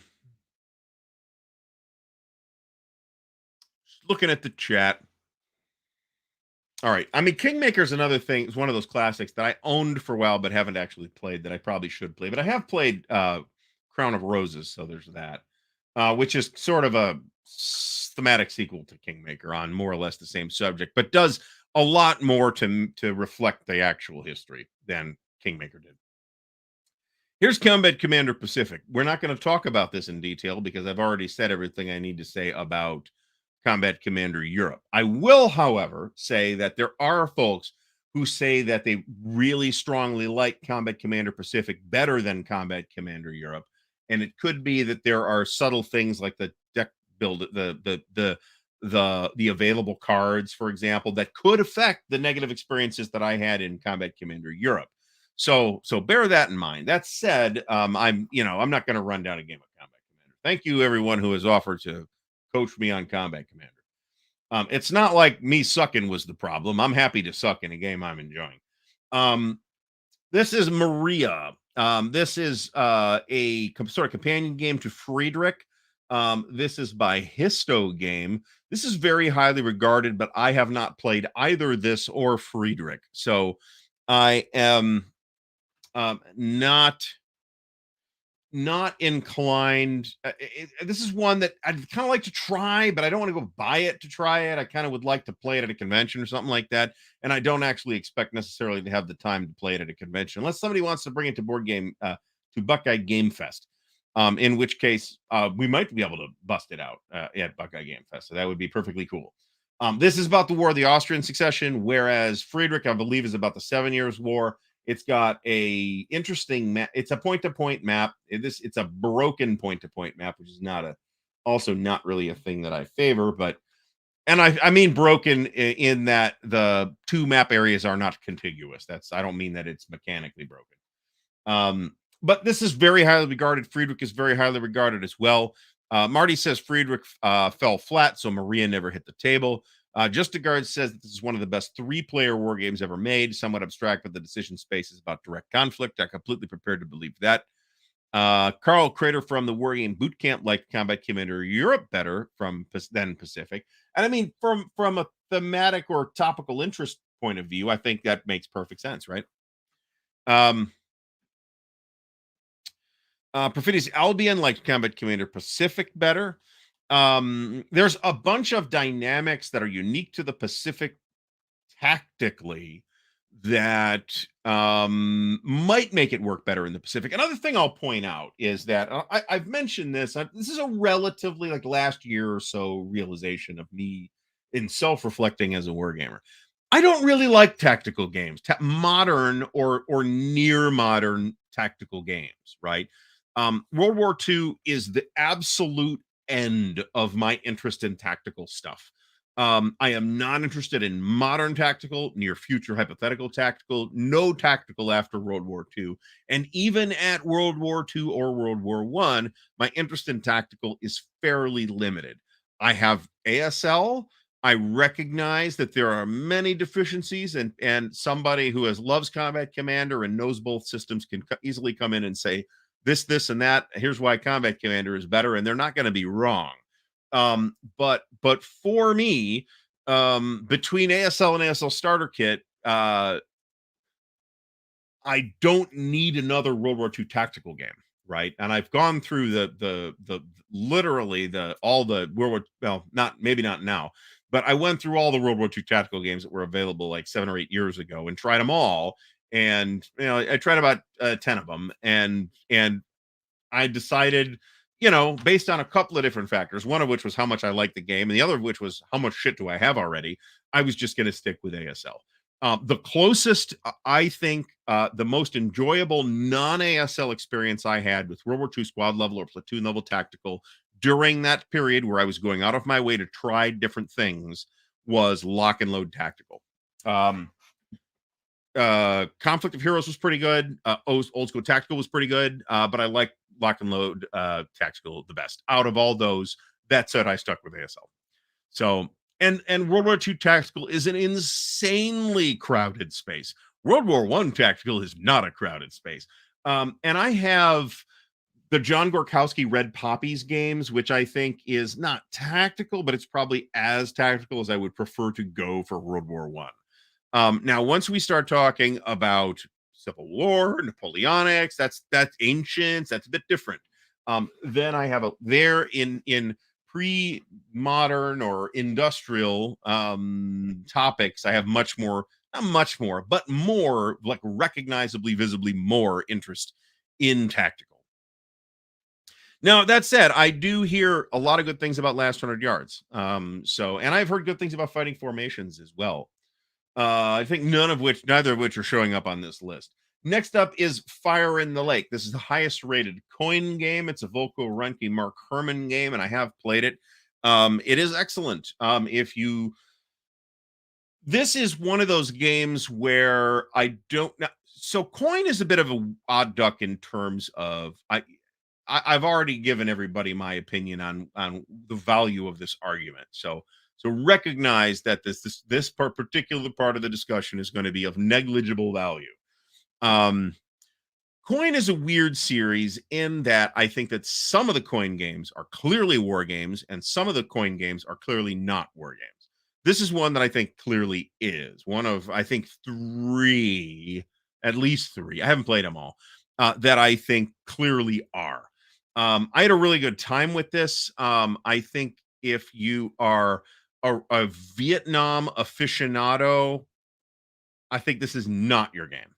And that's not that it does a bad job at Vietnam. It does a very good job at Vietnam, but you are at some point going to want more depth than coin game at its scale is going to give you. There is a diplomatic element, but there's also mechanical reinforcement of what diplomatic element is there. So Marty says coin blow. Marty says that coin blows. I gotta highlight that. John Longshore says that coin equals diplomacy. No, I don't think so. I mean, there's like a postcard full of rules in diplomacy. Coin has kind of a lot going on. Mo says that the Red Poppies games are excellent, and he's not big into World War One. I'd like to get the first one, but it's hard to find now. But I have 2 and 3, and hopefully John Gorkowski is going to do some more on that. Would I say that Fire in the Lake is a fine treatment of the Vietnam War? There were so many aspects to it besides the obvious military and hearts and minds. Okay, so That's one of the things that I think Coin is really good at, is kind of showing you different dimensions of a conflict. And many of those dimensions are built into the action menus. Some of those dimensions are built into the cards. Some of those dimensions are built into the specifics of the scoring mechanism.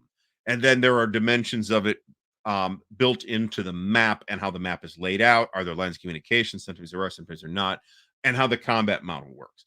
And I think that Fire in the Lake does again, at its scale, it is a very high level kind of strategic game. It is doing a very good job of showing you the dynamic of the Vietnam War. It is not giving you a lot of details about the Vietnam War, but then that's a very challenging ask as well, right? What would you step up to? There are a couple, but not very many operational Vietnam games. There are a fair number, not that many tactical Vietnam games. Um, but for something that handles the entire conflict with a greater level of detail than Fire in the Lake, there's really only one game in town, and that's Vietnam 1965 to 75 by Nick Karp, Victory Games, now JMT. So um, I think this is one of the, again, I have not played all the Coin games. Some of them just flatly don't interest me topically. Some of them I have played and didn't like, and I did like A Distant Plane. Let me put it that way. That said, I do not own A Distant Plane anymore because I didn't really want to play it again. So that sounds weird, but that's kind of the way it is. We do have some markers left over here for Russian campaign, so we might as well clip instead of just sitting here. So Vietnam, the Vietnam War, or the American War, um, was a conflict of enormous complexity. And it is very difficult to simulate that unless you take it down to a tactical or at least operational level. And there have not been all that many attempts to do active operational Vietnam. So, um,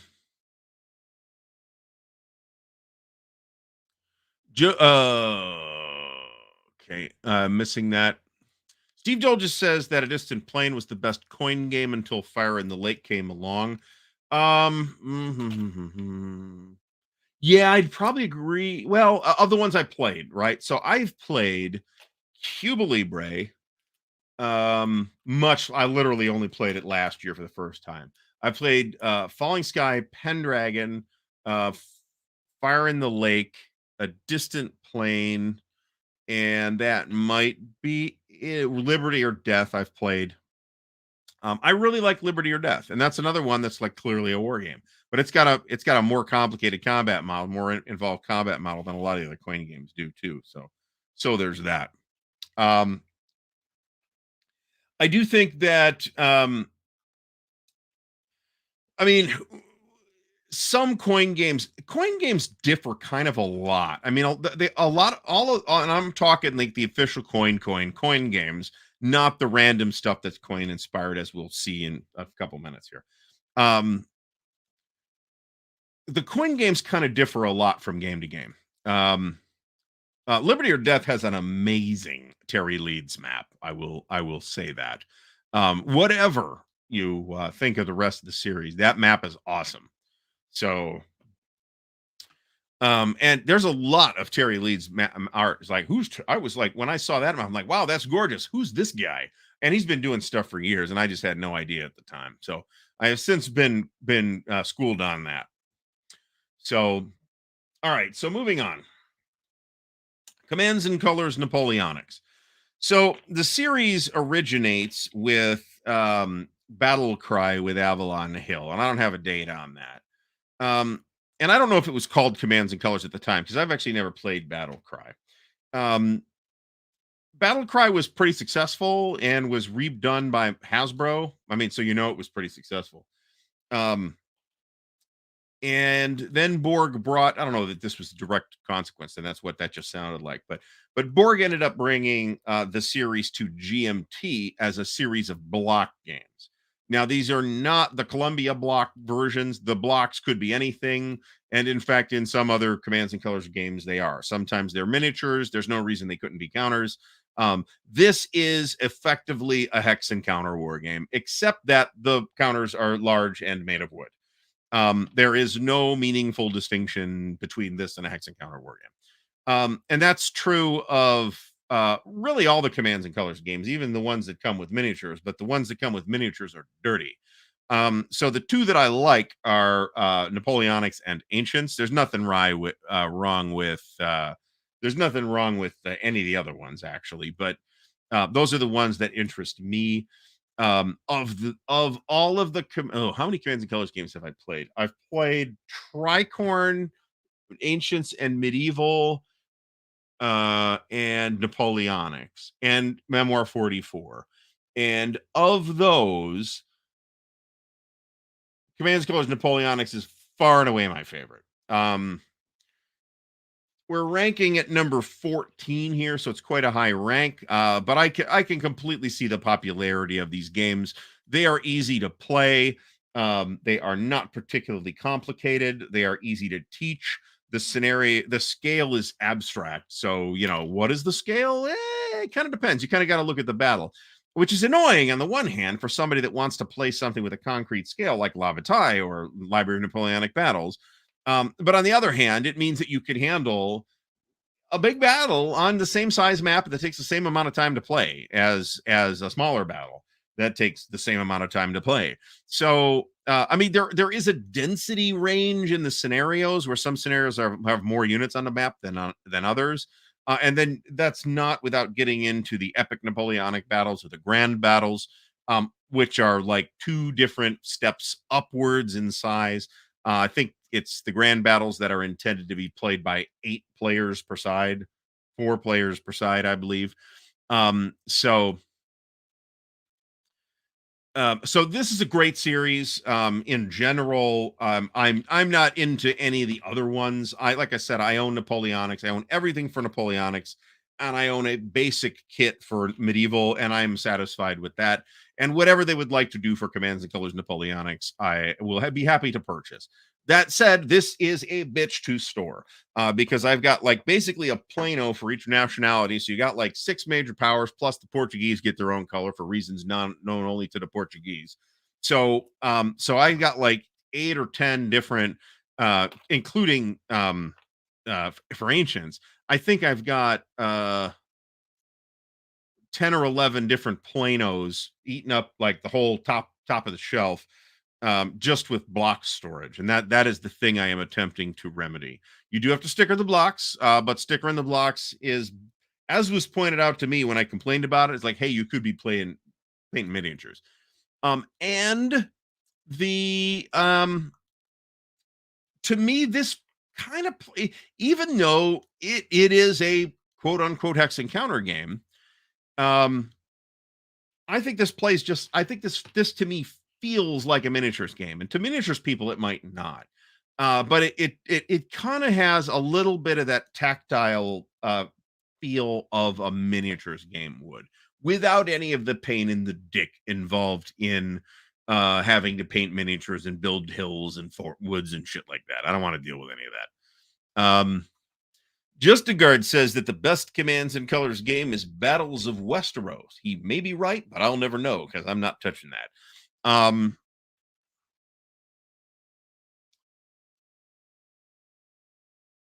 This is true. You could do this, but Joe, come on. My OCD will not allow this. I mean, let's face it. We have to have. Wait till you see the video. Okay, it is extremely OCD. I believe viewers will be both impressed and mortified by the level of OCD displaying in that video. I keep hearing about this amazing magical low dex technique that's used by Alexander over at the Player's Aid to label blocks, and they have yet to make a video about how to do that. So I will assume that was completely fictional. Certainly, to be honest, I have all the stuff. I'm still not getting all the stuff in the boxes. Even if I just throw them in loose, there's literally a full box of unstickered blocks I haven't stickered all the blocks, so there's that. But it is a bit of a hassle, but you do get used to it and can do it fairly quickly with some practice. And you can sit there watching TV and sticker on blocks or whatever. Um, so Jim, my goal here is to create a sort of Commands and Colors Napoleonics play kit that is 2, maybe 3 boxes that has like all the stuff that I might reasonably want to take on the road to play Commands and Colors Napoleonics. That's my goal. If at home somewhere I have a giant tote full of just extra blocks shoveled into it, that is a thing that might happen. And that is okay. Compass let Tricorn die? No. Is that like official? Mo, what's the story on that? Yell at Bill about that. Get that fixed. I mean, I prefer the planos to baggies. Baggies are generally, there are certainly games for which baggies are the best storage solution, but I am not in general a fan of baggies. So Abraxas MF says there's a zen to stickering just like clipping. I completely agree. Although you do have to kind of look at the blocks. You can't do them completely. I mean, how many times do you see me look at the clipper? I mean, I'm looking in the tray to grab a counter, but I'm not looking at the clipper when I'm clipping.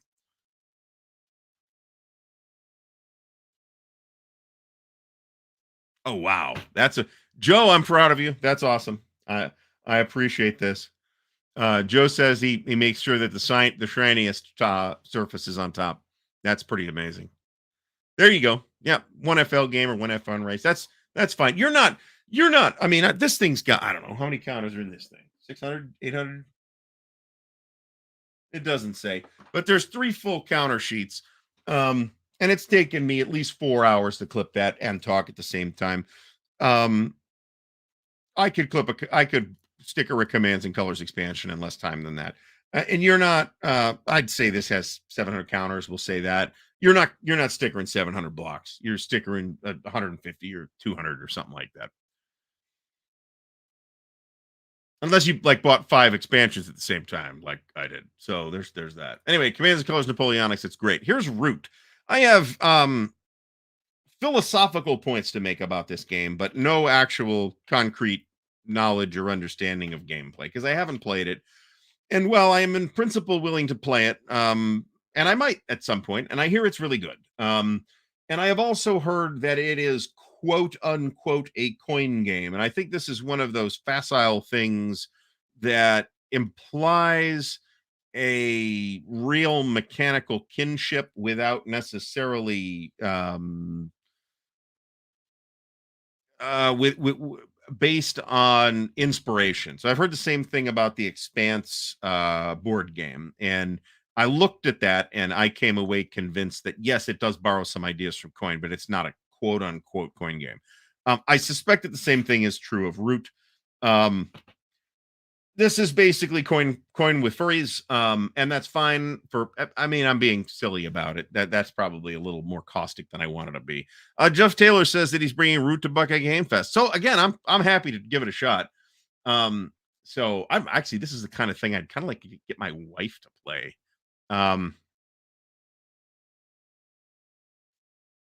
I mean, people see, oh well, there's 4 factions and they're asymmetrical, therefore it's a coin game. I mean, what? All war games are asymmetrical. There's a whole bunch of mechanics associated with coin that aren't just 4 asymmetrical factions. And like the Expanse, for example, does not have any of those. There's 4 asymmetrical factions, and that's it. That's the only basis of that statement. Marty says that it's not very similar to coin in his opinion. Thematically, maybe, but not mechanically. And again, you can see inspiration there. I think there's no question about that. Carl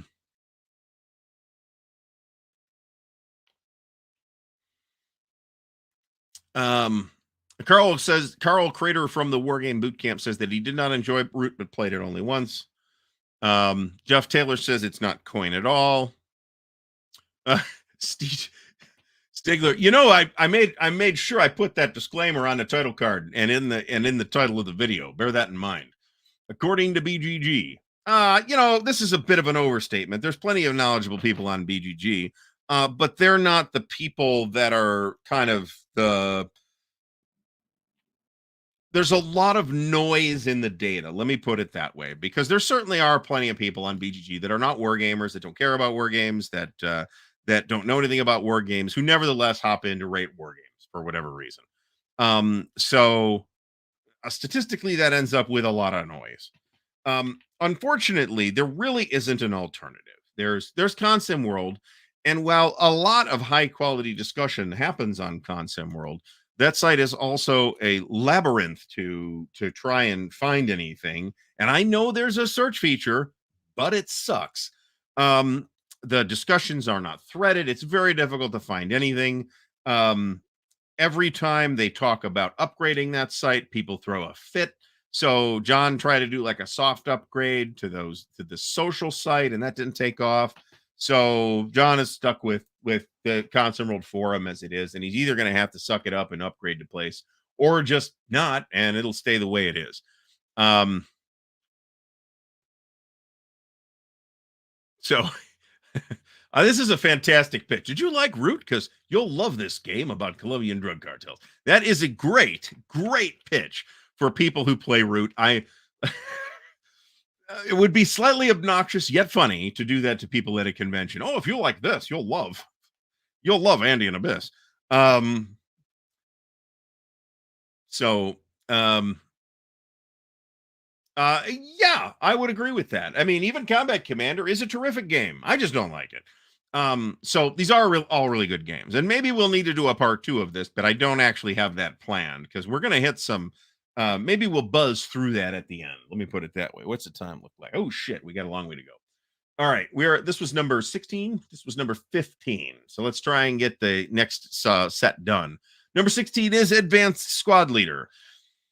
I am not sure that I really need to offer any commentary about this. This isn't surprising. This isn't weird. I will mention that it is considered by most people, rightly or wrongly, to be an obscenely complicated game. And I think the answer to that statement is complicated. It is obscenely complicated, but you don't necessarily have to know everything to play it. So from that standpoint, it might be surprising for those who continue to plead for simpler war games, despite the plethora of simpler war games that are still available, to find that none of the games that we've talked about so far are incredibly simple. I think the simplest one we've hit so far is probably Commands and Colors Napoleonics, which is in turn, I think, the most complicated Commands and Colors game. Maybe like I said, I haven't played all of those either. So this is great. You like playing laser tag? Then you'll just love Advanced Squad Leader. That is fantastic. I might use that in the future as well.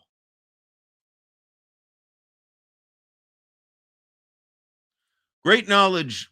There's really high quality discussion, but unless you happen to be there when it happens, you are probably going to have difficulty finding it. Um, so ASL is. I think we're going to start calling ASL this. Is ASL the better? Well, let me think about that before I come up. I leverage this crack. 1 minute there's Root, the next minute there's ASL. Yes, exactly. Welcome to Board Game Geek. Next up, we've already talked about Here I Stand. This is the original edition from 2006. It's great. You should try it, but get 6 people. Next up is Hannibal and Hamilcar. This is the higher rated of the 2 editions of this game. This is a Mark Simonich design on the Second Punic War. And this particular edition comes with a companion game called Hamilcar as well. This is a card-driven point-to-point game with an additional parallel system of battle cards to resolve the battles. It's quite a good game. I played the original Avalon Hill edition, and I thought it was good, but I thought it was not amazing. And I'm happy that Phalanx has given us a delightful over-engineered edition of it, and I think you have to say that that's an accurate statement. But it is pretty, and there's miniatures and all that stuff. So, oh yes, this is absolutely true. This is total. Damn it. This Marty says that considering it's very part time, and it totally is. That's absolutely right. Um, so that John's not able to leverage the spoons to get that fixed is not really surprising.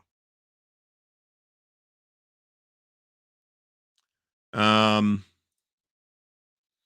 Tom MC has looked at this for a while and then settled on Successors and the Phalanx edition. And Phalanx is another like really highly produced edition. Um, and this could be a factor too, but I think there's plenty of games, and we've seen some that are in the same age range. Um, and I think it was groundbreaking. It was certainly a really good implementation of these mechanical ideas in its time, and maybe we've just seen a lot more implementations of these mechanical ideas since then. That may be the answer to that question. I personally would probably rather play Pax Romana than Hannibal and Hamilcar. I'd probably rather play Sword of Rome than Hannibal, to be honest. Pushing Cardboard says that the Phalanx version is not great. So what's wrong with the Phalanx version? I want the specifics on that. Daniel Berger says this is the card-driven game, was not the first, but it's the one that popularized the genre. So the very early card-driven games were very late in the Avalon Hill period, and I suspect that a lot of Avalon Hill's remaining inventory back in the day got either remaindered or pulped at the end there. I know the discount stores showed up with copies of Russian Campaign, for example. Um, I mean, it doesn't bother me that there's miniatures, but why? Why do there need to be miniatures? Really? Terrence Bonham says that the Phalanx rulebook is terrible. Marty says that it's overpriced, bloated, and the owner of the company ignores customer feedback. Well, I mean, I am also overpriced and bloated, to be fair. So, all right, moving right along is Virgin Queen. So this covers a later period in the period of the Reformation, although in this case it's called Wars of Religion, 1559 to 1598. And this is also a very good game. I think it is not as good as Here I Stand when Here I Stand is at its best. However, the issues with Here I Stand that I talked about, sensitivity to less than optimal player count, and say some factions that are not as engaging as others, both of those, which are I think the biggest problems with Here I Stand, are mitigated in Virgin Queen. So a lot of times if you're you got your Here I Stand game arranged and one person doesn't show up, so you're stuck with five, the backup game is Virgin Queen. It's a very good game. Like I said, I think I concur with ranking it lower than Here I Stand. But it is a more forgiving game. Some of the mechanisms are streamlined, like the conversion mechanic is pretty streamlined compared to Here I Stand. So, and there's another sequel coming out. So prequel. So, Carl, I would agree with this, except for the Protestants and the papacy, which don't have as much to do. But that was, part of the sort of mismatch in factional engagement that Here I Stand, has. Here's the original Hannibal Rome versus Carthage, and hilariously, this is the Valley Games version and not the Avalon Hill version.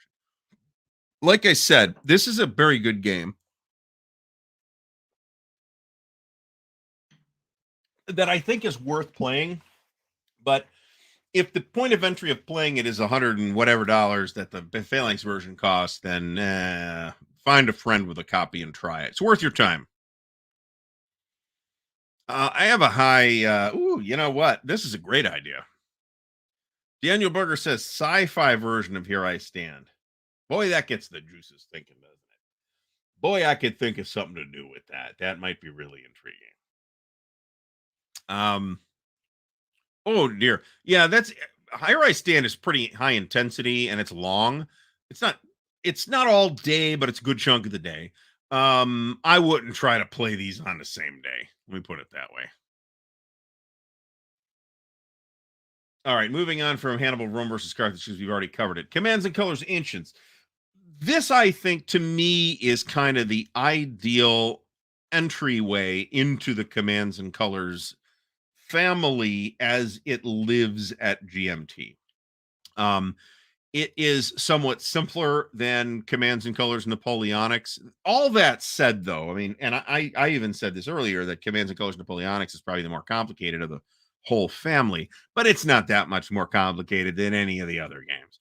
On like the standard 9 point GMT scale, they might not have, but I would absolutely put everything here at like a 4.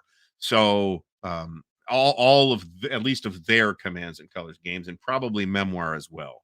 So, Commands and Colors Ancients, the stuff you are getting in the box is Punic War stuff. So you're getting pretty, well known, relatively interesting battles right from the get go.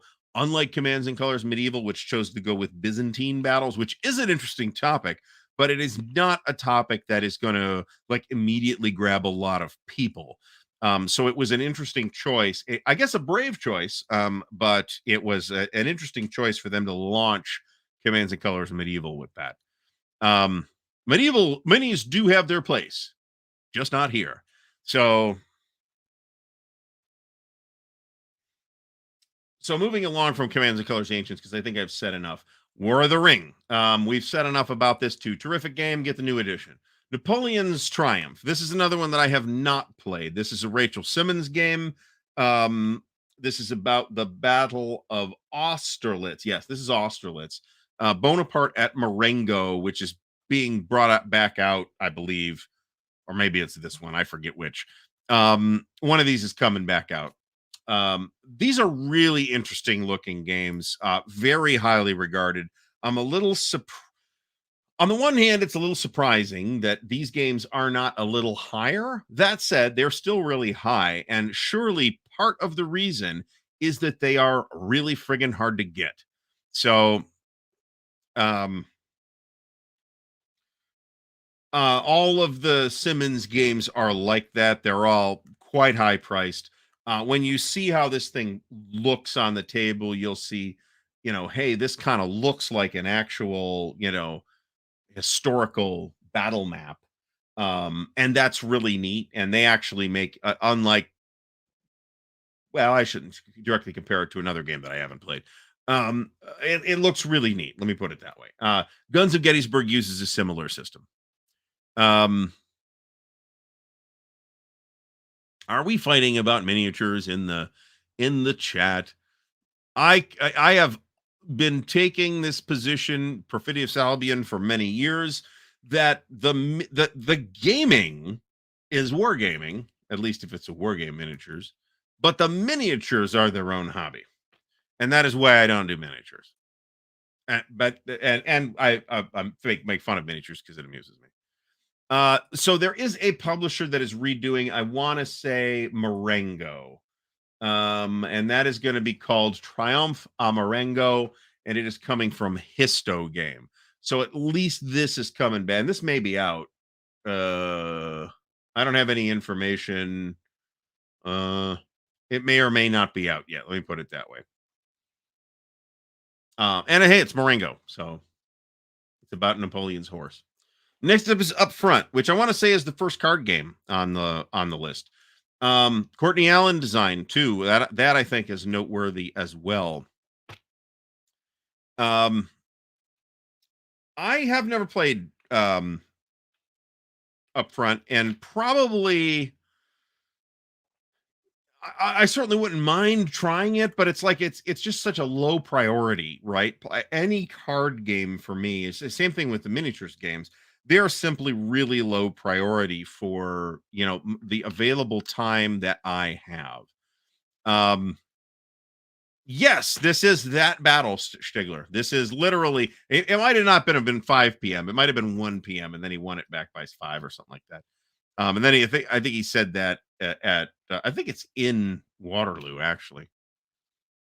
So you can if you want a copy of Upfront, you can either run down an original edition, which is probably going to be pricey, or you can get the print on demand stuff from Wargame Vault, which is liable to be pricey, but it's not really pricier than just buying a game would be nowadays. So I don't think the price is bananas or anything like that. And the quality of the materials is, let's say, substantially better than it would have been in the Avalon Hill edition. Let me put it that way.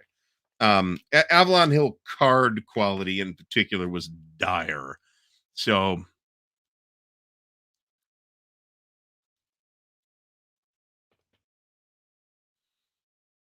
so anyway, uh, Napoleon's Triumph should have a love child with Lavatai. That would be fantastic. That would be cute.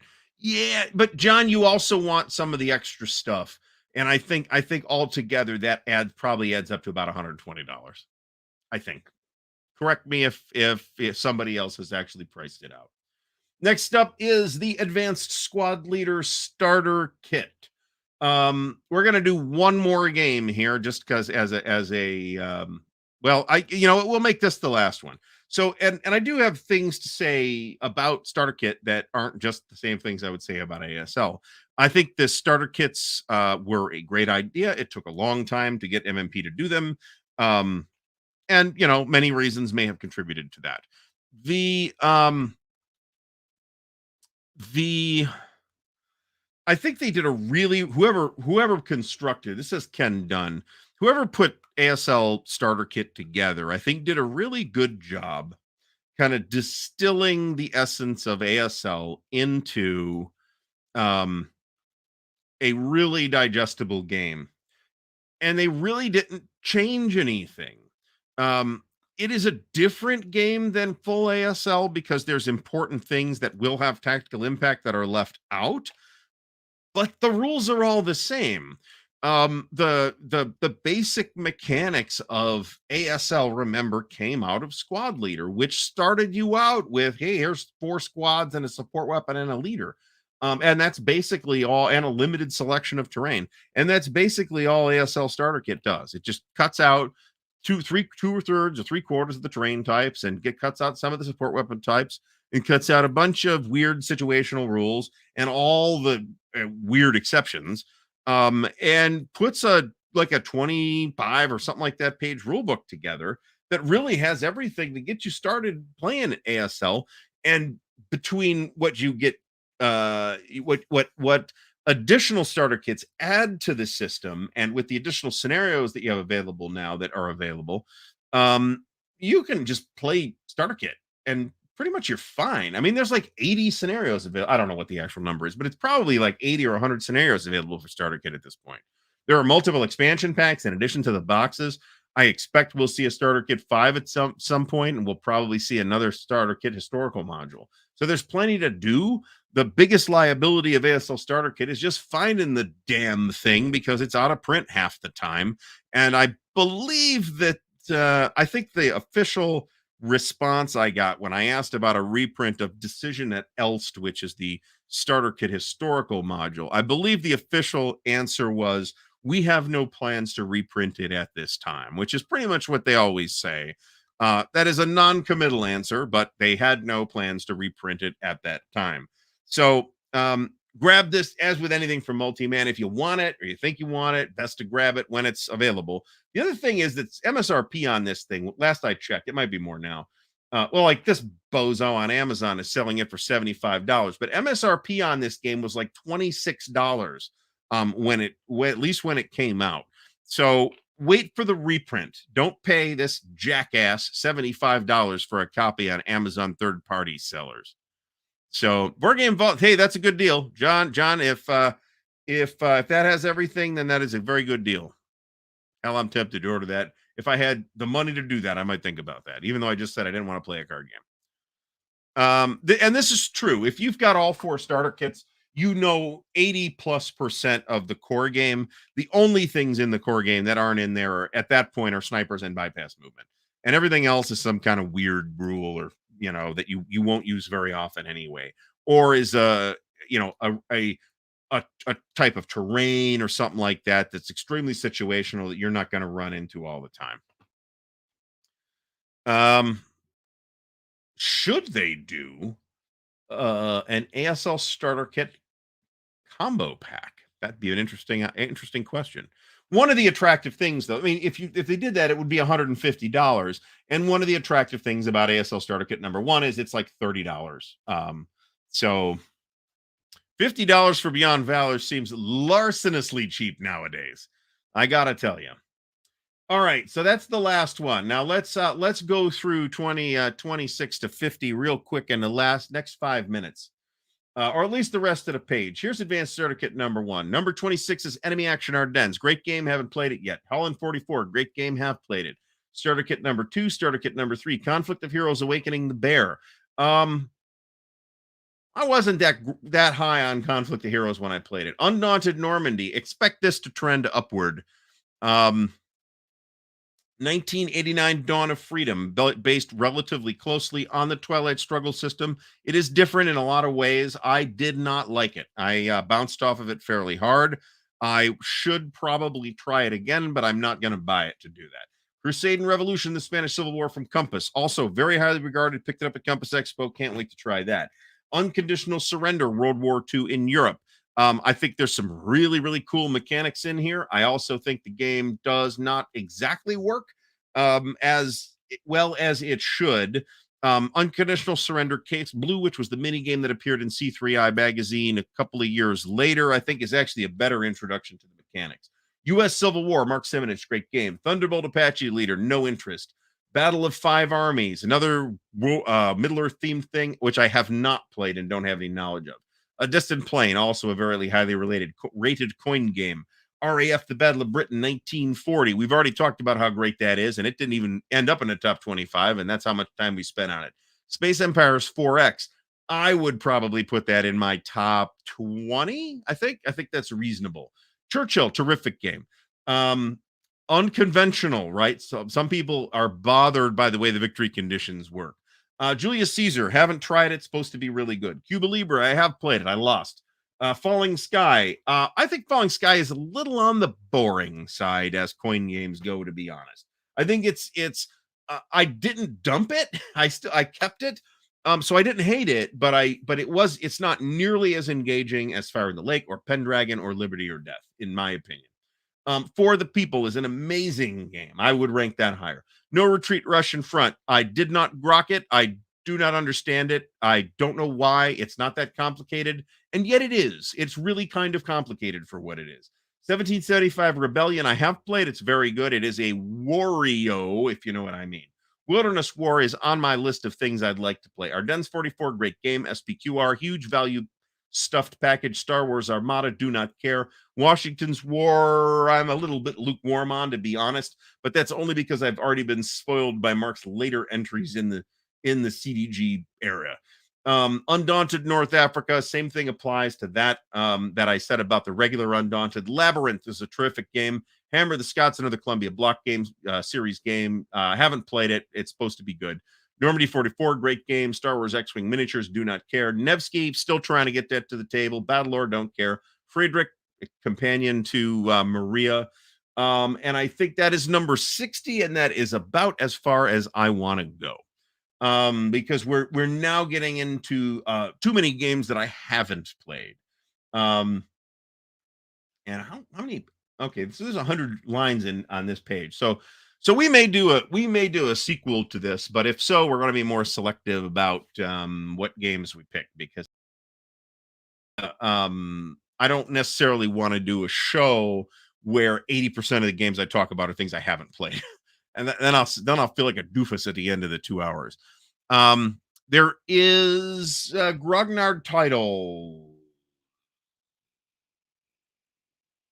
Yeah, that's basically true. Well, yeah, but who cares? I mean, there's not a lot of traditional Hex Encounter here except for ASL. I'll use that terminology instead of Grognard.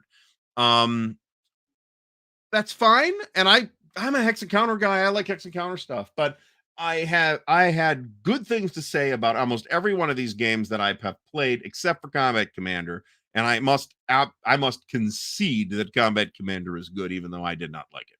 So, all right, folks, I believe it is time to go. We have the show with Dan tomorrow. I don't remember if that's here on Dan's channel. I want to say it's here, but I could be wrong. So that's at 7:30 p.m. Eastern. We have an unboxing, which is not yet uploaded for Thursday. I'm not sure what it is. Let's hope I get it out. Let me put it that way. And I've got another video in the cooker, which is the game room tour, even though you'll get to see the fantastic mess that is not on the wall. Um, but I got the walkthrough video with that, and I hope to get that out this week as well. It might be out next week instead. Whenever I get the commands and colors thing finished, which won't be until at least next weekend, we'll have a video on that. So hopefully we can keep the videos flowing. So I would like to thank everybody for coming out. I would like to especially give a shout out to the patrons of Ardwulf's Lair.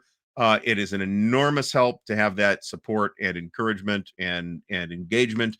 So thank you, patrons. Thanks everybody for watching and coming out and helping to support the show by coming out and participating in the conversation in the community. That is much appreciated. So everybody have a great night, and we will see you all again very soon.